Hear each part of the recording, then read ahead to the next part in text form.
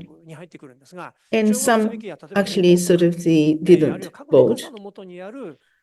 And NATO countries, as well as in Japan, who have actually voted for the positive, not opposed. What would happen then, this argument, especially last year's adoption, next year, 2026, the chairperson is proposing to have international sort of conference only one day, but to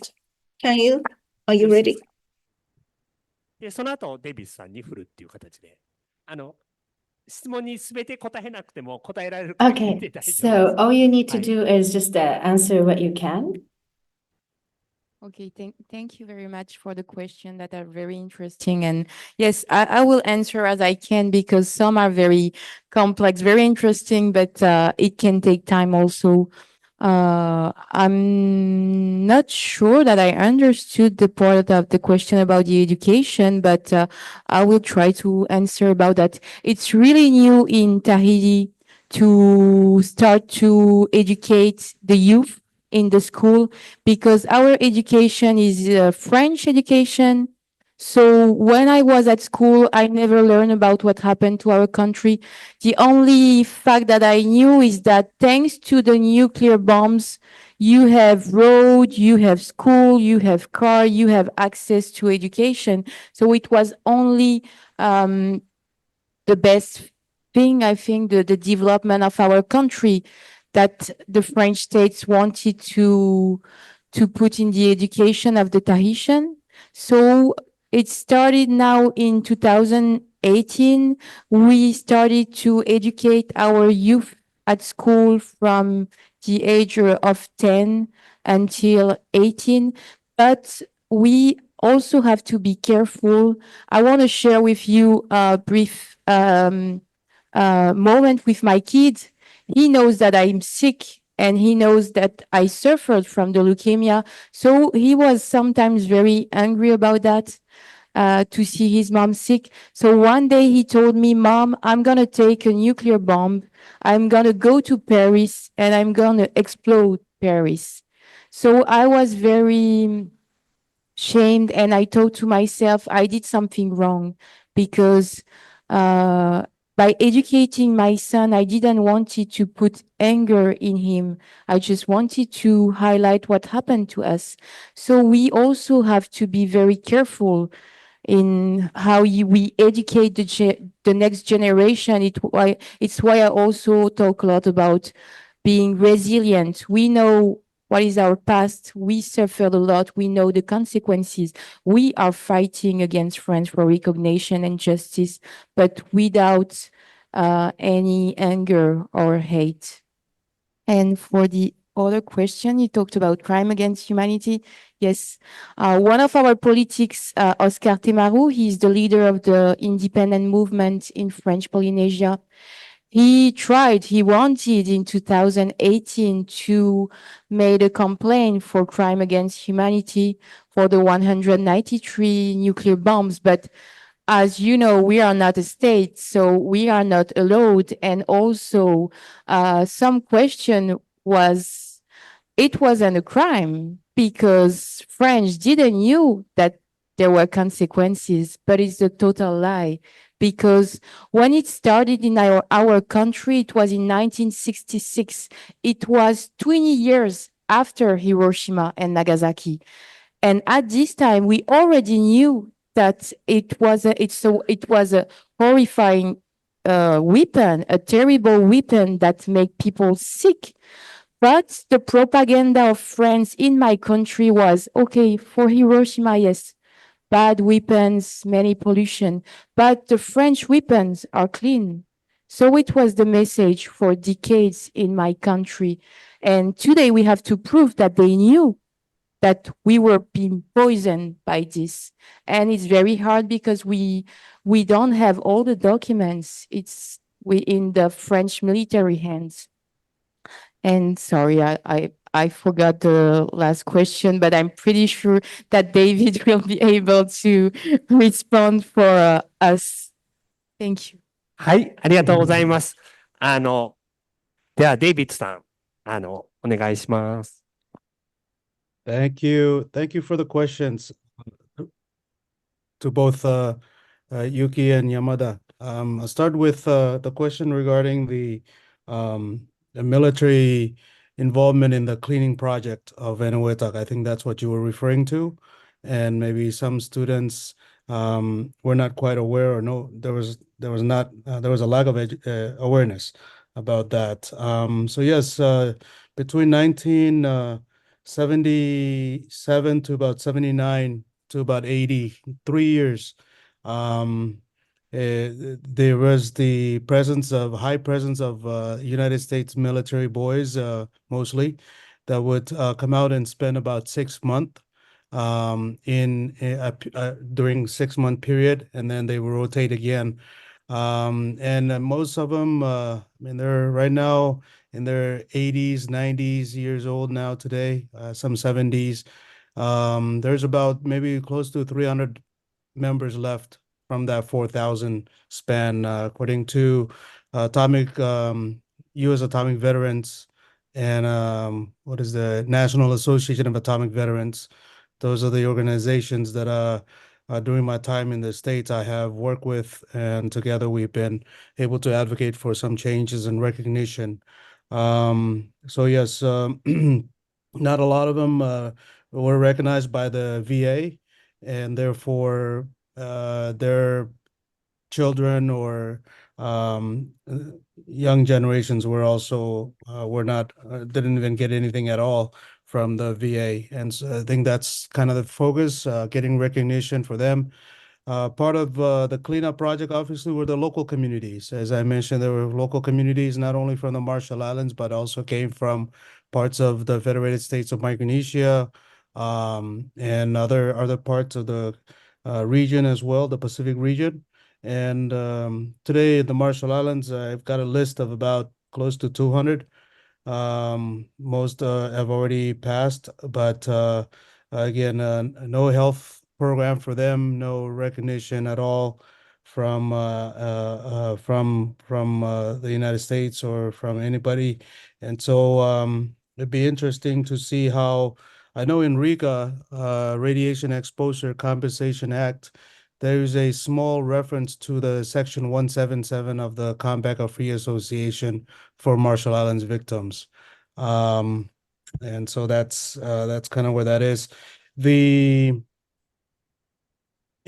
needs to be more awareness. I agree that we have the National Nuclear Commission in the Marshall Islands that's doing work closely with our Department of Education and putting in place curriculums now in school, especially in the middle school and high school. But I also agree with our